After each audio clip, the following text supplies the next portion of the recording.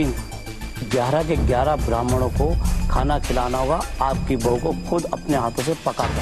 अरे मैं नहीं हूँ तुम्हारी वाली भारती यार। भारती जी, ये हमारा परिवार है। तो भाड़ में जाए तुम्हारा परिवार। ऐसे जंगली लोगों से मेरा कभी कोई लाइफ में कनेक्शन नहीं रहा। तुम्हें समझ में आया है? चुप! अरे क्यों चुप रहूं यार मैं? मुझे मेरे घर जाना। मैं कह रहा हूँ चुप! हम नहीं चाहते कि तुम्हारे मुंह से एक शब्द निकले आज। तुम्हें सुनना पड़ेगा क्योंकि मुझे अपने घर जाना है अभी।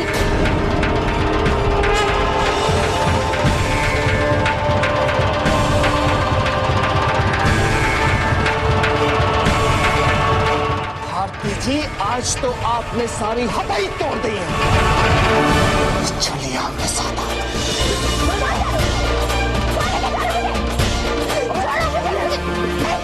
महीना बाद मुंबई की बहू खबर लग जाएगा तुमका।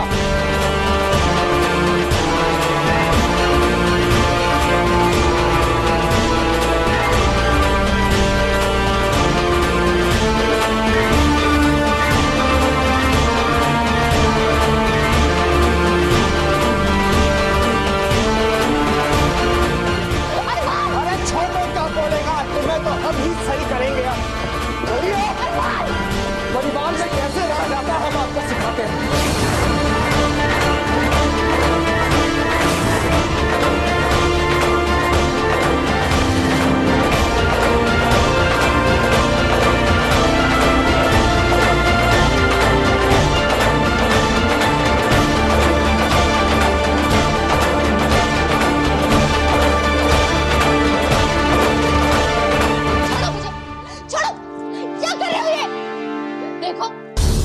पागलपन नहीं सहने वाली। तुम्हें समझ में आया? अब आपने तो अपनी करनी कर दी। अब हमारी बारी।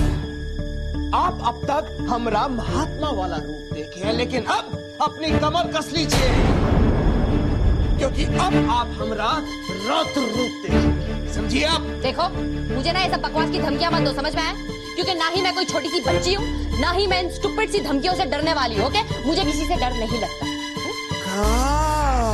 बात है। अरे वाह भाई वाह,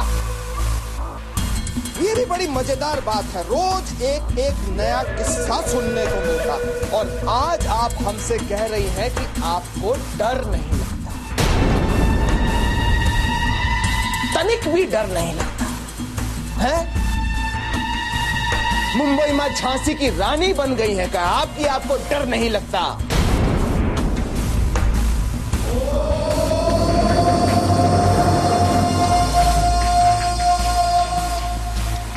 एक बात हमारी ध्यान से सुनिए। जब ओमकार अपनी करनी पे आता है ना, तो सारा गुर्दा बाहर निकाल लेता है। माफी तो आपको मांगनी पड़ेगी। मैं माफी नहीं मांगूंगी। आपको माफी मांगनी पड़ेगी, और आपकी माफी कहाँ है? जो पंडित जी ने कहा है, 11 ब्राह्मणों को खुद हाथों से बना के आप खाना खिलाएंगी तो खिलाएंगी। ये बात तो तय है। जब आप तैयार हो तो हमको बता दीजिए, हम आगे ये दरवाजा खोल देंगे। लेकिन तब तक आप यहाँ इस कमरे में अकेले सड़िए। इसलिए सोचिएगा भारती जी, और जल्दी तैयार हो जाइए। आज के बाद हमारे परिवार के सामने अगर कोई नौटंकी की तो वहीं पे। क्या कर रहे हो तुम ऐसा? दरवाजा खोलो। ओमकार, खोलो यार। खोलो ना दरवाजा यार। मैं कोई जंगली जानवर हूँ, मुझे अंदर बंद करके रख दिया है।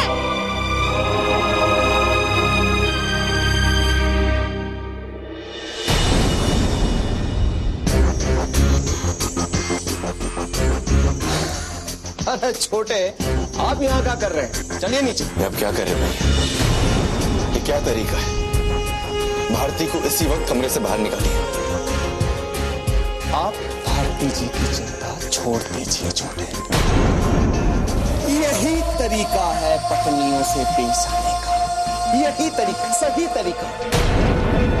जब भी पत्नियों के पर निकलने शुरू होना, झट से काट देना चाहिए। वो कहा है ना कि आप मुंबई में रहते हैं, इसलिए आपको पता नहीं, लेकिन भारती जी हमारे साथ बिहार में रहती थी। वो अच्छी तरह से जानती है इन तौर तरीकों के बारे में, और आप भी समझ लीजिए। चलिए नीचे मेहमानों के पास।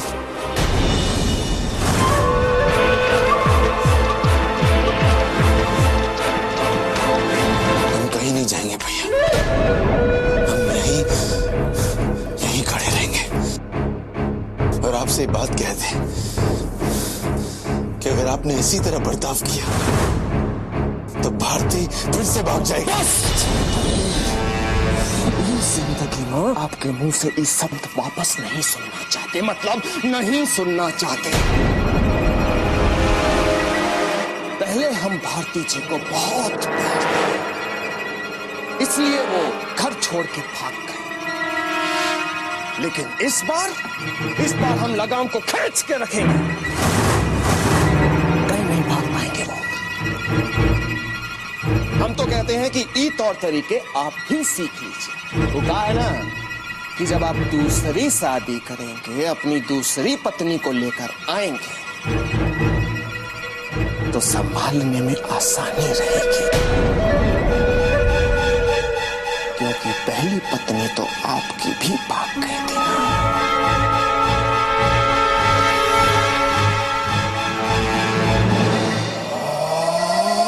ओंकार,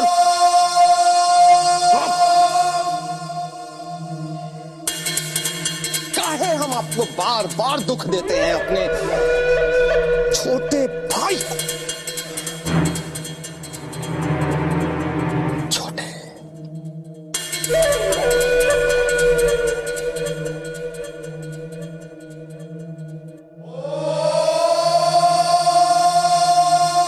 हमका माफ कर दो छोटे।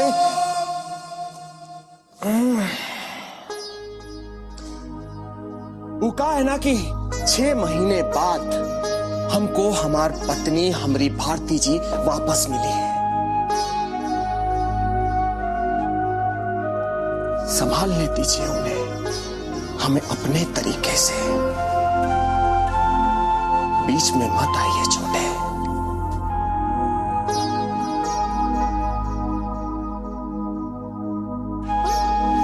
नीचे हम आपका इंतजार कर रहे हैं, जल्दी आ जाइएगा।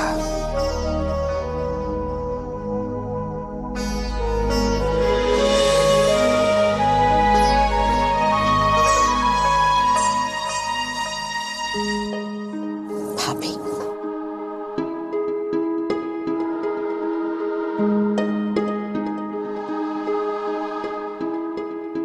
क्या हुआ जीजी, कोई परेशानी है क्या? नहीं नहीं, कोई परेशानी की बात ही नहीं है। वो कहा है ना कि जब से दुल्हन आई है ना, थोड़ा मन उनका ठीक नहीं है ना भाभी?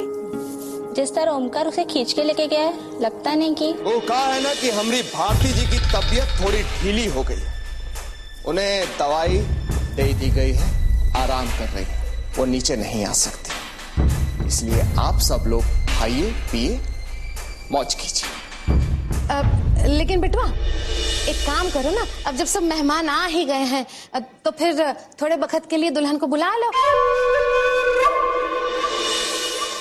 अब आराम करने के लिए तो बहुत टाइम पड़ा है ना।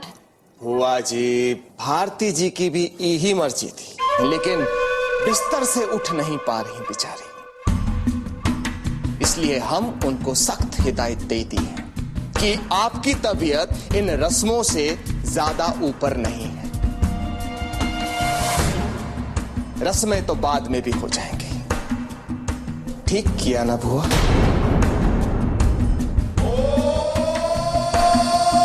हाँ हाँ, एकदम ठीक किया।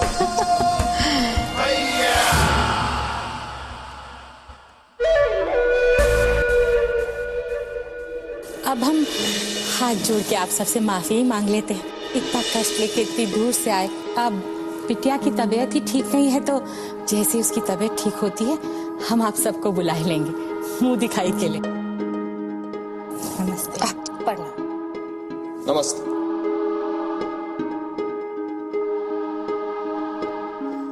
क्या है भाभी, दोबारा से मुंह दिखाए? पहले बिहार में हुई थी, अब यहाँ, अब फिर दोबारा। अरे कितनी होगी मुंह दिखाई? हे भगवान। बुआ जी, 6 महीने बाद हमें हमारी भारती जी मिली है। अगर हमरा पास चले ना तो रोज उनकी मुंह दिखाई की रस्म करवाते हैं। ठीक कह रही है? बिल्कुल ठीक, तोहार मर्जी। अरे बाहर प्लीज दरवाजा खोलो, दरवाजा खोलो प्लीज।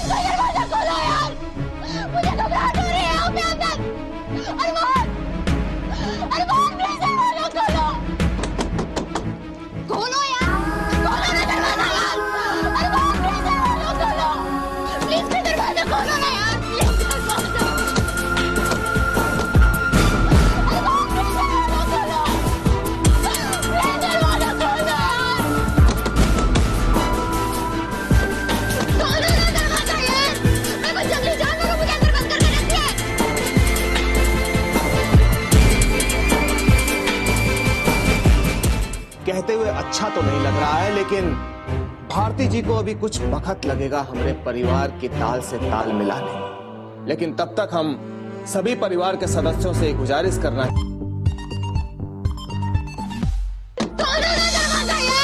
मैं कोई जंगली जानवर हूँ, मुझे अंदर बंद करके रखिए। छोटे, उसका नाम हम अपने हाथ पर गुदवाई के घूम रहे हैं। हमने ये साबित कर दिया कि हम उससे कितना प्यार करते हैं।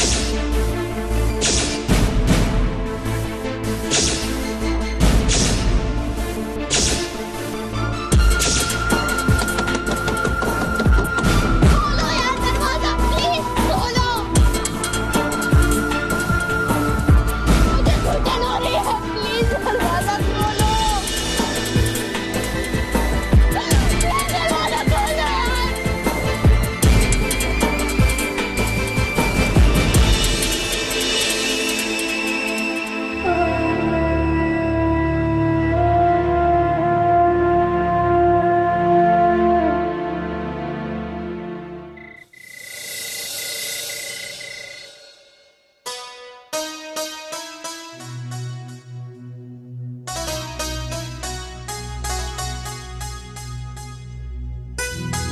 माँ, अरमान भाई अपने घर चले गए क्या? अरे नहीं, अब तो छुटका यहीं रहेगा। और उसकी बेटी? वो भी यहीं हमारे साथ, हमारे परिवार में रहेंगी। वो कहा है ना, अपने दोस्तों के साथ वो 2-4 दिन के लिए बाहर गई हैं, लेकिन रहेंगे वो हमारे साथ में। खुश रहो।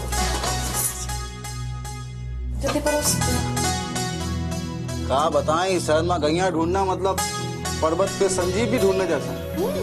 यानी गैया नहीं मिली? क्या बाबा जी, ऐसी बात करते हैं? आपकी आज्ञा हो और हम पूरी न कर सके, ऐसा कभी हुआ है क्या? कल सवेरे गाय आ जाएगी। आपका बहू की कृपा से वो जो बशगुनी किए हैं उसको टालने के लिए गौदान करना होगा और 11 ब्राह्मणों को भोज कराना होगा। और ये सब भारती भाभी को खुद ही अपने हाथों से करना होगा।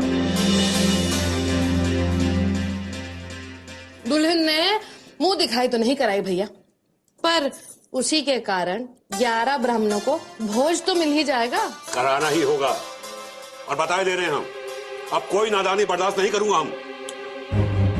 बाबूजी, ये जिम्मेदारी आप हम पे छोड़ दीजिए। वो कहा है ना कि कहते हुए अच्छा तो नहीं लग रहा है, लेकिन भारती जी को अभी कुछ वक्त लगेगा हमारे परिवार की ताल से ताल मिलाने में।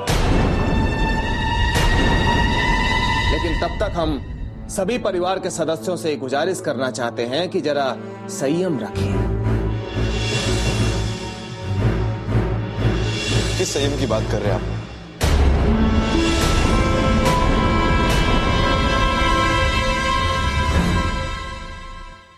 आप लोग यहाँ बैठकर आराम से खाना खा रहे, वो बेचारी ऊपर अकेली बैठी है।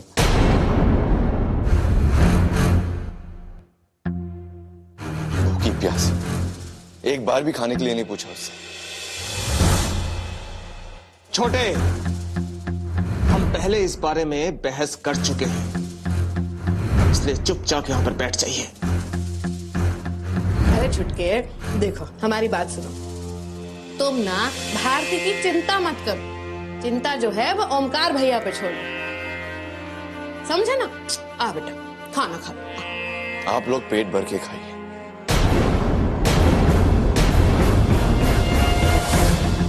आराम से।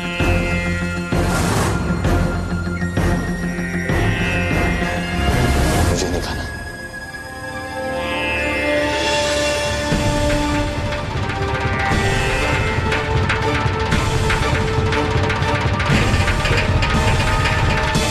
भास्कर, मेरी एक बात ध्यान से सुनो। तुम्हें इस खानदान में एक खास वजह से लाया गया है, एक मकसद।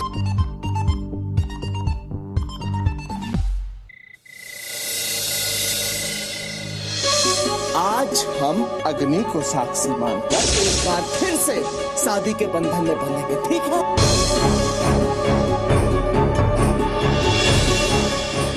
भास्कर बनने के लिए तुम्हें एक सफर तय करना पड़ेगा, एक पूर्ण स्त्रीत्व पाने तक का सफर।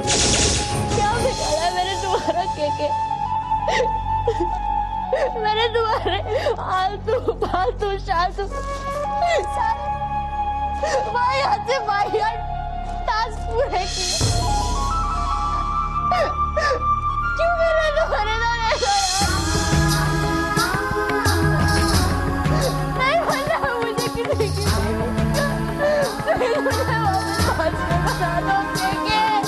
हर घटना के पीछू एक ठो वजह जरूर होती है।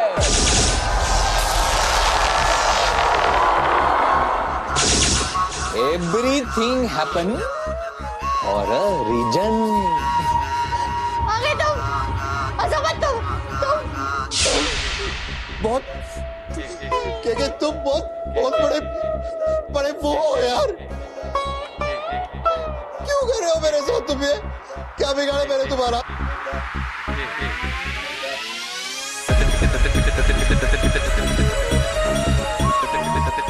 अभाई से डर गए हैं? अभाई से? कोई भी डर जाएगा यार। तुम मरो ना एक दिन के लिए लड़की, मर के देखो। लड़की नहीं इस जंगलिस्तान की बहू बनकर दिखाओ। एक ही दिन? अरे भास्कर, अभी तो सफर शुरू हुआ है। ये सफर की शुरुआत मेरा अंत होने वाला है। ये घर नहीं जेल है, जेल। वो मिस्टर बिहार को देखा कैसे मुझे बंद करके गया है, जैसे मैं उसका पालतू कुत्ता हूँ। देखो भास्कर, मैंने तो तुमसे पहले ही कहा था कि ये सफर इतना आसान नहीं होगा। अरे पता है मुझे यार, लेकिन के हमारा क्या फिक्स हुआ था कि मुझे एक औरत बनना है, बस औरत का सफर पूरा करना है। तुमने ये नहीं कहा था कि मुझे एक अनपढ़ गवार की बॉडी में डाल दोगे, गवार के गले में बांध दोगे और ये 1945 से भी पहले वाली फैमिली के साथ मुझे रहना होगा। ये नहीं कहा था। भास्कर, तुम ओमकार की बीवी से मिले हो? क्या बोल रहे हो यार? मैं ये बोल रहा हूँ कि जब तुम ओमकार की बीवी से नहीं मिले हो तो उसे कैसे गवार कह सकते हो, कैसे अनपढ़ कह सकते हो? भास्कर, मेरी एक बात ध्यान से सुनो। तुम्हें इस खानदान में एक खास वजह से लाया गया है, एक मकसद से जो तुम्हें इस खानदान की बहू बनकर पूरा करना है, एक औरत बनकर पूरा करना है।